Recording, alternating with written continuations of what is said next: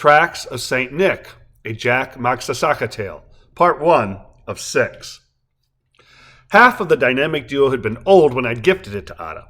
The once mediocre mountain bike was a relic from the end of the last decade of the previous century, and I'd acquired it somewhat surreptitiously when Cully Todd abandoned her at Northtown Cycling and Fitness following his departure from the bike shop where he'd labored for over a decade.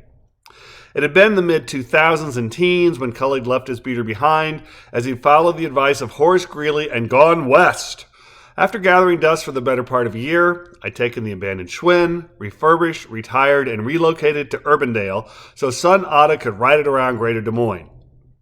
I must have felt some pangs of guilt over taking Cully's abandoned bike because I channeled Mick and company and turned the old Schwinn from red to black with a can of Rust-Oleum before gifting it.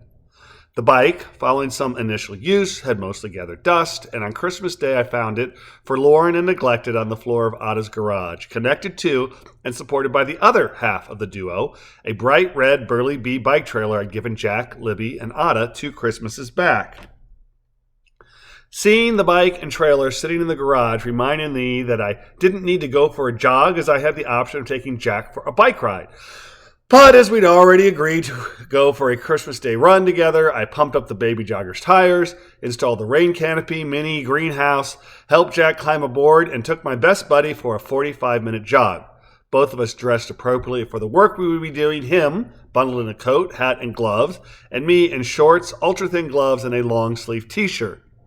As we jogged along, singing, laughing, and acting respectfully silly, I kept coming back to songs from The Sound of Music, especially the Do-Re-Mi song, and specifically the line that goes, "Far, a long, long way to run."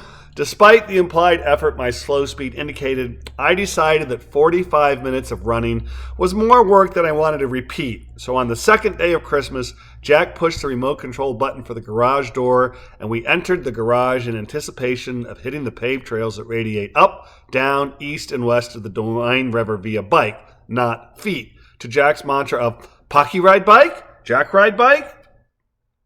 The old Schwinn was a bit of a mess, though her tires had miraculously managed to hold onto a few PSI despite a long stretch of dormancy.